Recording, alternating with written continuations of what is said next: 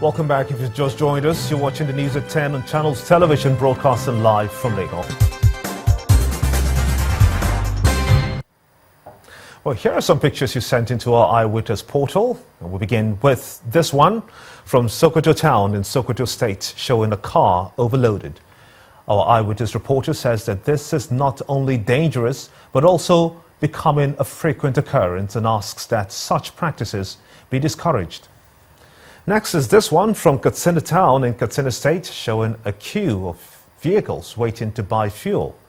Our Eyewitness reporter says that the impact of fuel scarcity is biting harder and is calling for strict action. Well, similar to that is this image from Calabar, the Cross River state capital, also showing a long queue of vehicular traffic. Motorists are seen waiting to buy fuel. Our Eyewitness reporter is asking the government to do something urgent. And from Onitsha in Anambra State comes this set of images showing the bad shape of the road there. Our Eyewitness reporter says that the road has been in that shape for more than 2 years now and wants the road fixed to ease movement. And finally is this picture from Ikorodu in Lagos State, showing a flooded road, which our Eyewitness reporter says is due to 2 rainfalls. He wants the government to fix the road on time as the rains are here. We want to thank you so much indeed for sending in those pictures, as we ask that you too can report happenings around you. All you have to do is to download the Channels Television free app from their stores.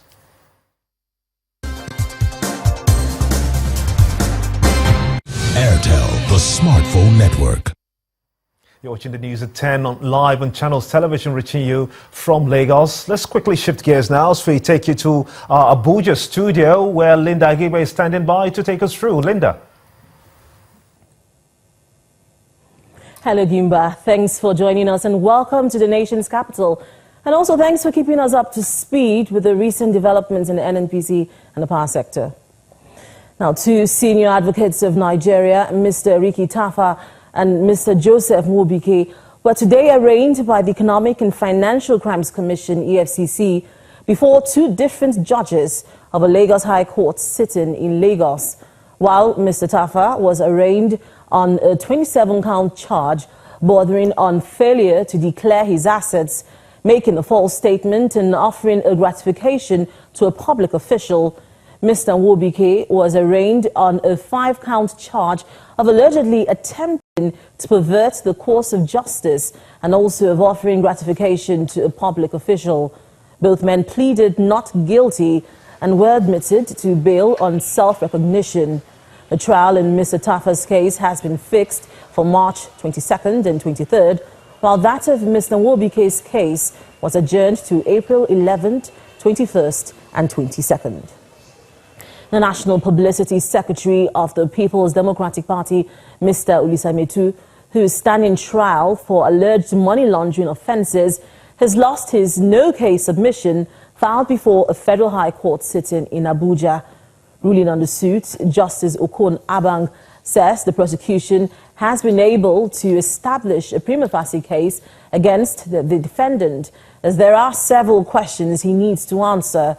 While adjourning the trial to the 17th of March, Justice Abang added that there is a need for Mr. Metu to tell the court whether he gave $2 million to the first prosecution witness to source for Naira equivalent and the source of the fund. The learned trial judge reviewed the case, and in his decision, he thinks that our client should come and explain 1 or 2 things. We had listened to that ruling, and we'll take our time. And if we are persuaded that the decision is right, we'll come back. But if otherwise, we'll take steps to challenge it. But at the moment, we cannot say His Lordship is wrong or that we totally agree. We need to review it in line with the submission and the charges brought against our clients.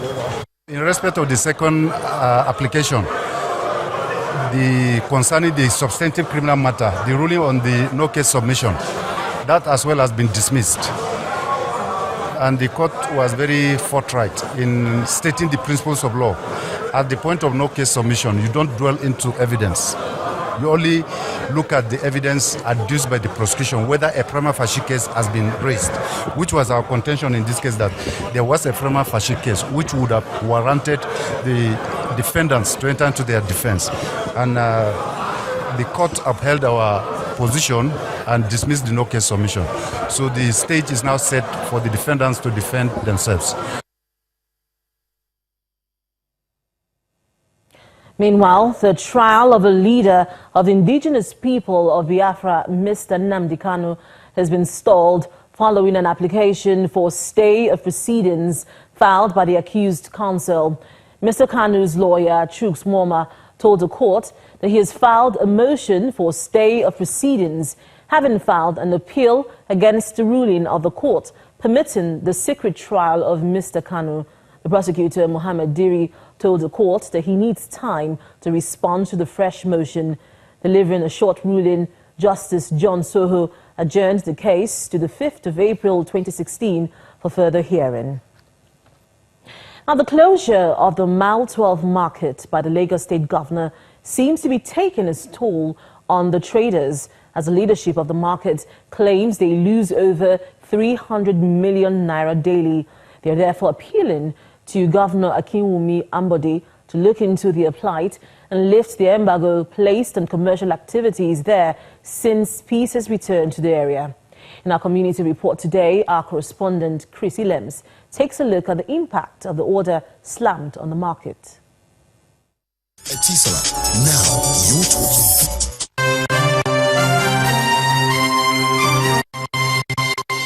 In order to further restore calm, I have ordered that my 12 markets be temporarily closed.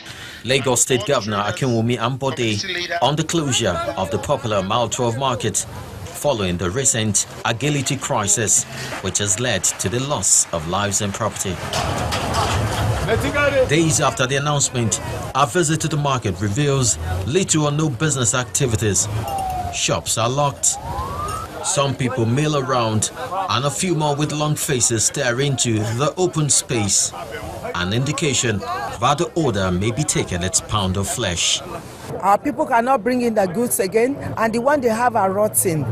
So we feel the heat very well. We know where it pinches. Further down the market, the stench from the rotten onions, tomatoes, carrot, pepper, and other perishable items fill the atmosphere.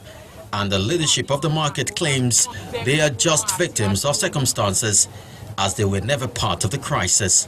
We lost more than 350 million every day. 350 million every day we lost for markets. Now, I even in fact, it's too much for losing. We need government to help us so that to start the business immediately, please. About 1,500 metric tons of perishable items, that is about 60 trailers, are brought here daily, running into millions of naira, of which most are now set for the garbage bin.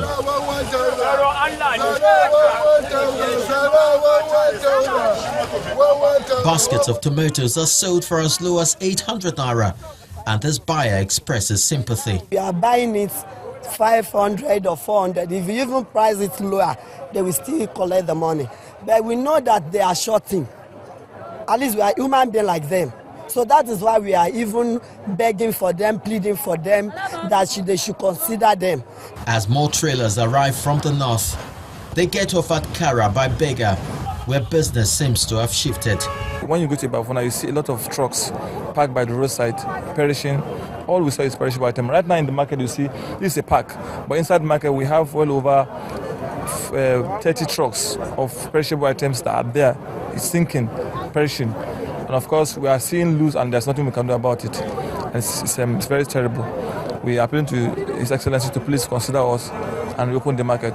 While the market remains closed and foodstuff perish, the leadership appealed to the state government to reconsider its decision over the closure, may yet have one more hurdle to cross as the State Assembly passes a motion for the market to be relocated.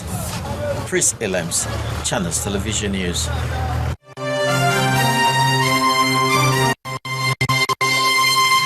Etisola, now you're talking. And that's all from Abuja. Back to you, Gimba. Brilliant, Linda Gibe from our Abuja studio. And when the news at 10 returns, South Africa's President Jacob Zuma meets with business executives in Abuja, seeks stronger collaboration with Nigeria. That's on Business News. Please join us again.